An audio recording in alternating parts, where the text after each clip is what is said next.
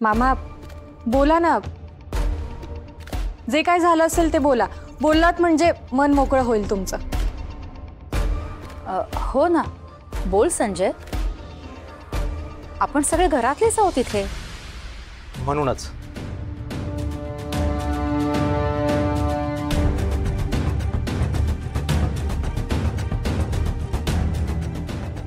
ताईसाहेब, तुम्ही गुरुजींकडे गेला होतात ना, मग भेट झाली का? अरे संजय, हा काय प्रश्न आहे का? अरे ताई गुरुजींना भेटून आली, हे काय हातात मुहूर्त आहेत माझ्या. आणि गुरुजींनी मुहूर्त काढून मंडपवाल्याला नंबर पण दिला होता आत्यांचा. मगाशीच फोन आला होता त्याचा आत्यांना. हो ना आत्या? पण मला गुरुजी रस्त्यात भेटले आणि त्यांनी मला स्पष्टच सांगितलं की ताई त्यांच्याकडे गेल्याच नव्हत्या.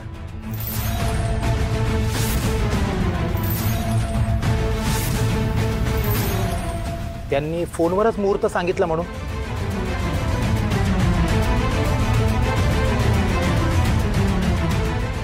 मग ताई, तुम्ही कुठे गेला होता?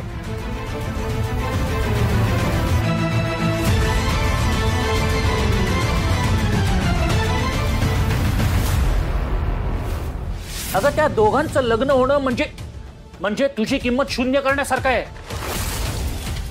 कळतंय का? अगं तुला काडीची ही किंमत उरणार नाही.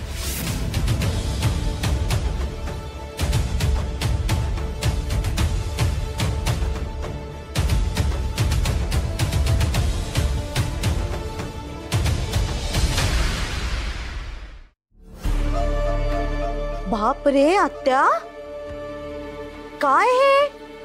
म्हणजे मगापासून तुम्ही आम्हाला सांगत होतात की तुम्ही गुरुजींच्या घरी गेला होतात, गुरुजींच्या घरी गेला होतात, पण एवढ्या वेळ तुम्ही आम्हाला खोटं सांगत होतात का?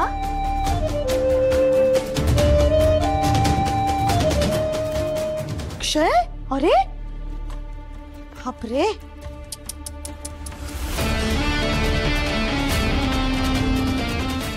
ताई, संजय काय विचारतोय? म्हणजे तू गुरुजींकडे गेली नव्हतीस का? अगं मी सकाळी तुला विचारलं, मी येतो तुझ्या बरोबर, तू मला म्हणालीस की येऊ नकोस म्हणून. मला कळत नाही गुरुजींचं नाव पुढे करण्याची काय गरज होती. म्हणजे तुझं स्वतःचं काही काम असेल हरकत नाही, पण ते काम आम्हाला सांगायला काय प्रॉब्लेम होता? हे सगळं का लपवलंस आमच्यापासून? अहो सांगा ना, का खोटं बोलताय तुम्ही? काय काय लपवताय आमच्यापासून? श्रेयससाठी. हा?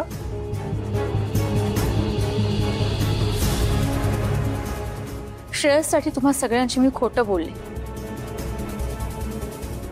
तुझ्यावरच्या प्रेमामुळे माझ्या हातून हे सगळं घडलं.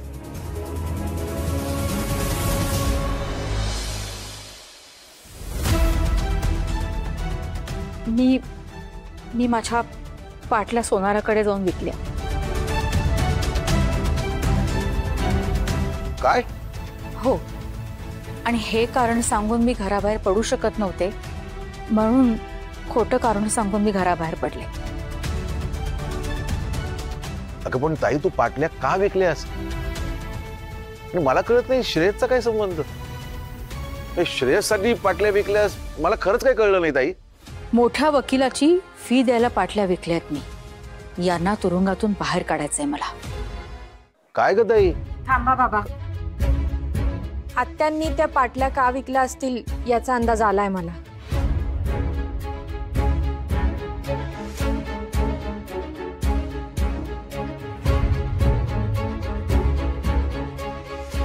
आत्या, आता मला कळलं तुमच्याकडे एवढे पैसे कसे आलेत ते. काय गरज आहे या सगळ्याची? का तुम्ही अशा हट्टाला पेटलात? मी सगळ्यांना सांगते, तुम्ही कोणीही आत्यांना यासाठी दोषी ठरवू नका. हे सगळं त्या माझ्यासाठी. थांब, मी सांगते. मला सांगायला पाहिजे. घरात लग्न कार्य आहे माझ्या लेकाचं, म्हणजे लेकासारख्या मुलाचं. सगळं ठीक असतं तर माझ्या सुनेला मी दागिन्यांनी मढवलं असतं. पण माझी अवस्था सगळ्यांना माहीतच आहे. सुनमुखसाठी माझ्या सुनेला मला दागिना करायचा होता आणि त्यासाठी मी पाटल्या विकल्या. लवकरच तिला मी घेऊन जाईन आणि तिच्या आवडीचा दागिना करून देईन.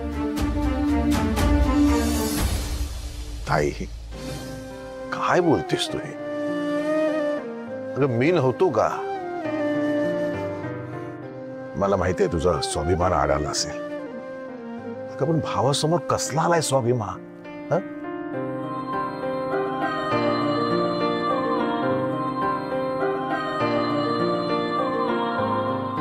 आत्या, तुमचा आशीर्वादच माझ्यासाठी खूप मोठा दागिना आहे. आणि त्यामुळे या सगळ्याची ना खरंच गरज नाहीये. आजपर्यंत तुम्ही प्रेमाने माझ्यासाठी इतक्या गोष्टी केल्या आहेत. हेच प्रेम आणि आशीर्वाद हवेत मला, फक्त बाकी काही नको आहे.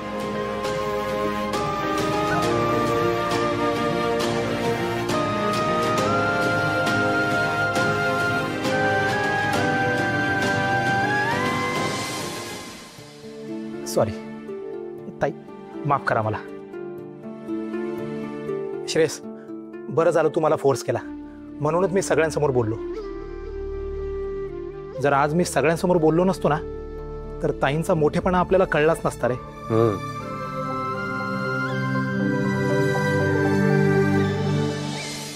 अरे चला, अरे मुहूर्त ठरलाय ना.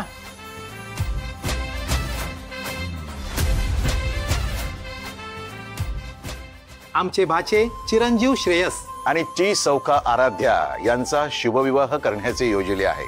तरी आपण सर्वांनी या लग्नाला उपस्थित राहून वधूवरास शुभ आशीर्वाद द्यावेत ही विनंती.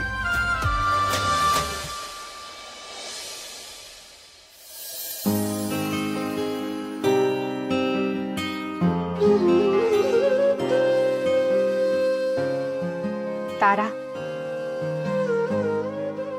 हे मंगळसूत्र आता श्रेयस तारा म्हणून तुझ्या गळ्यात घालेल. त्याला सत्य सांगण्याचा क्षण इतका रोमॅन्टिक होऊ शकेल असं कधीच वाटलं नव्हतं. तारा म्हणून तो तुला आपलं म्हणेल.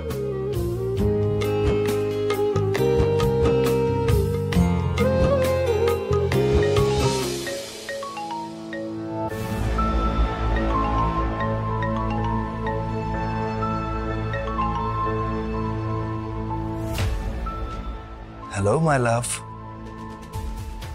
काय मग 8 दिवस उरलेत फक्त. 8 दिवसांनी आपण एक होणार नव्याने.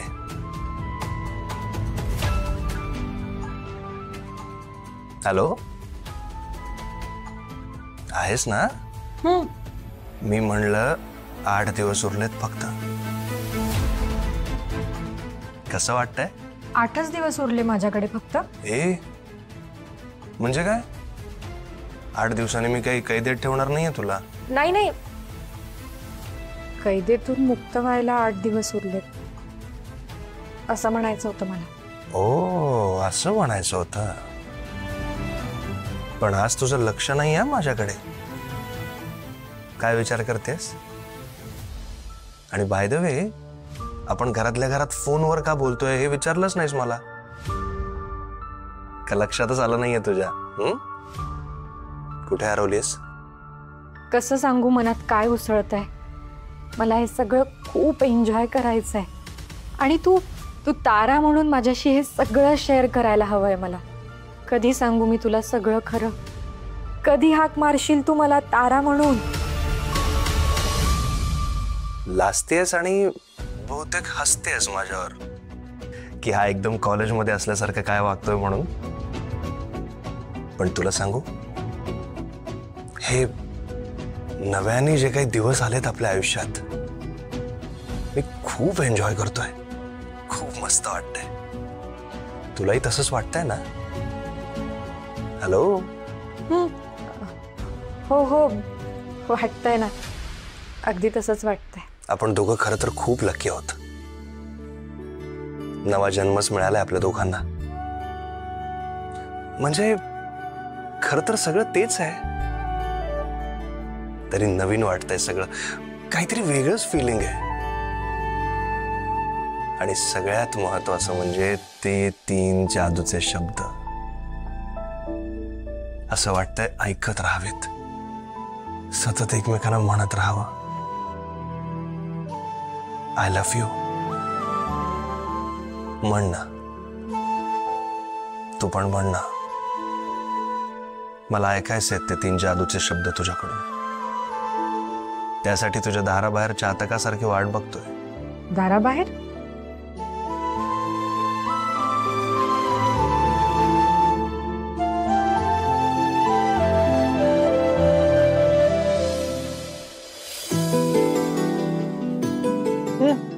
चल बोल आता. सकाळी उल्लू बनवलंस ना मला, आता नाही सोडणार. बोल. काय रे, आधी खूप वेळा बोलले ना मी. नाही नाही नाही नाही नाही, आज आपलं काय ठरलंय? काय? की आपण एकमेकांची नवीन ओळख झाली असं वागायचं की नाही लग्न होईपर्यंत. मग तू आपलं लग्न ठरण्याआधी म्हणाली होतीस, लग्न ठरल्यावर बोलली नाहीयेस. आता तर आपण ओळखत पण नाही ना एकमेकांना. चल बोल. बर, ओके. पण आता या नवीन ओळखीच्या आराध्याची एक इच्छा आहे. बोला. ती असं त्याच मुलासमोर हे जादूचे 3 शब्द बोलेल, जो तिच्या समोर असा मस्त परीकथेतल्या राजकुमारासारखा असा पांढऱ्या शुभ्र घोड्यावर बसून येईल आणि असा घोड्यावरून उतरून तिच्या समोर गुलाबाचं फूल देत प्रेमाचा प्रस्ताव ठेवेल. ओ, असं आहे तर. असा फोन करून दरवाजातून आलेला राजकुमार तिला इम्प्रेस नाही करणार.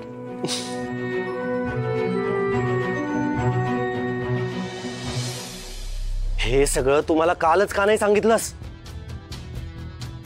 हे बघ काटकर, मी जर अडचणीत आलो ना तर तुझाही गळा माझ्या हातून सुटणार नाही. आता हे सगळं तुलाच कव्हर अप करावं लागेल. अक्षय,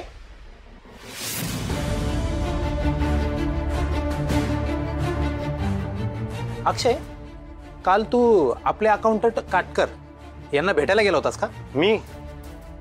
मी कशाला भेटू त्यांना? मग तू त्या सप्तलोक बिल्डिंग खाली कशाला गेला होतास कार घेऊन त्यांना घ्यायला?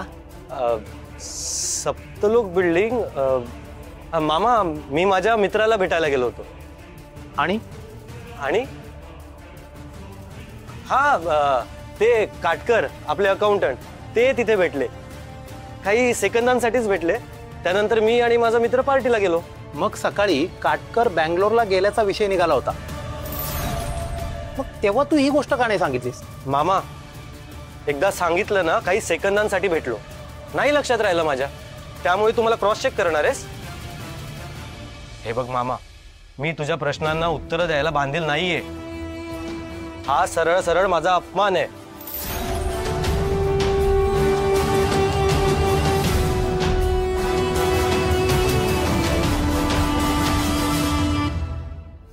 अक्षय, कळलंय मला काय कळायचंय ते. हो, तू डायरेक्टली चॅलेंज करतेस मला. ओके, या राजकुमाराला असं तसं समजू नकोस. जर राजकुमाराने मनात आणलं तर या राजकुमारीला घोड्यावर बसवून पळवून घेऊन जाईल. बघायचंय तुला? चल तू बस तिकडे, बस इकडे बघू. बस बस खाली. आणि डोळे बंद ठेवायचे, डोळे उघडायचे नाहीत. मी सांगितलं डोळे उघडायचे. ओके, बंद डोळे, बंद बंद. No cheating. हा, बघच तू आता, बघच.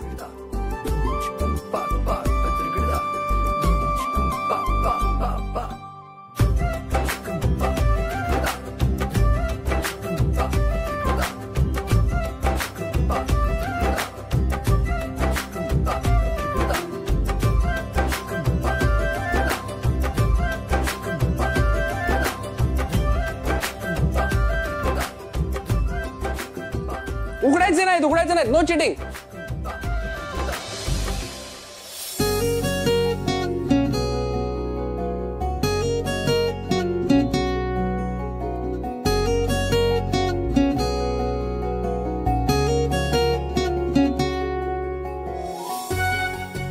डोळे? नको नको नको नको. उघडू का डोळे? नाही नको. उघड डोळे.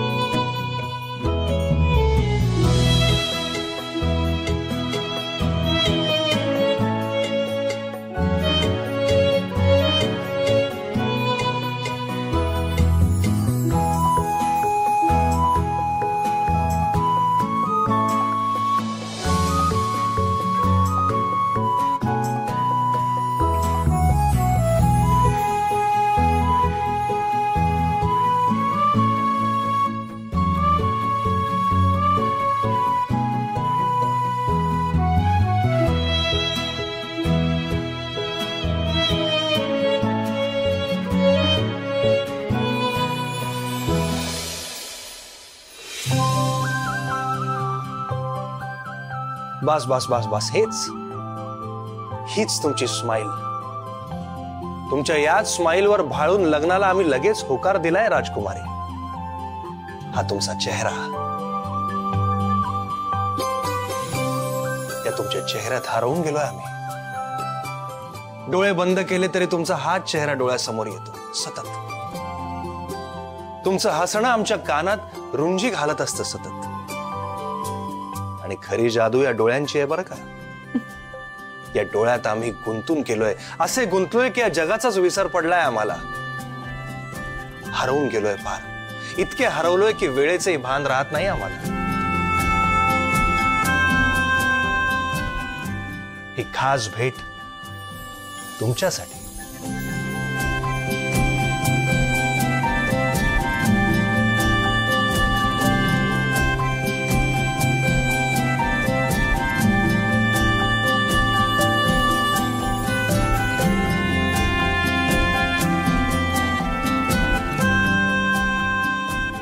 बस बस. आता फक्त ते 3 जादूचे शब्द म्हणा. ते 3 शब्द म्हणा म्हणजे जणू स्वर्गच या पृथ्वीवर अवतरल्यासारखं वाटेल.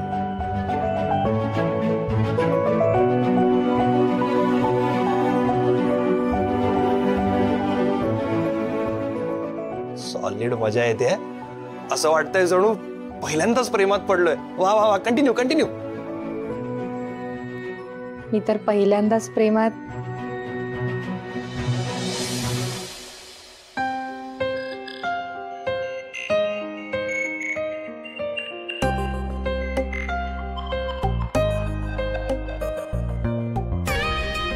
उत्तर ऐकल्याशिवाय राजकुमार जाणार नाही कडनं. इशारा ध्यानात घ्यावा राजकुमारीने. राजकुमाराला उत्तर माहिती आहे. राजकुमाराला पुन्हा ऐकायचं.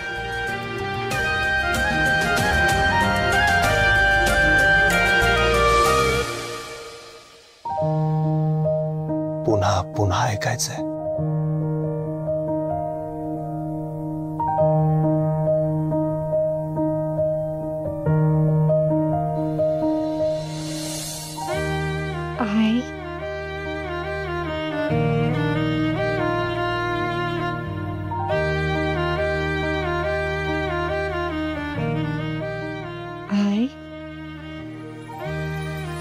I love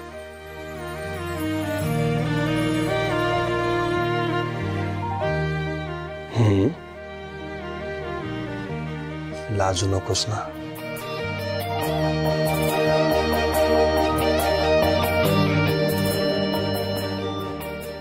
तसं तुला लाजताना बघायला आवडतंय मला. चल बोल. आय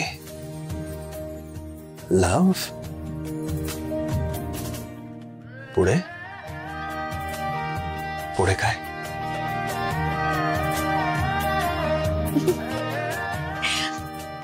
असं असं खोट्या फुलावर खुश होणार नाही की राजकुमारी.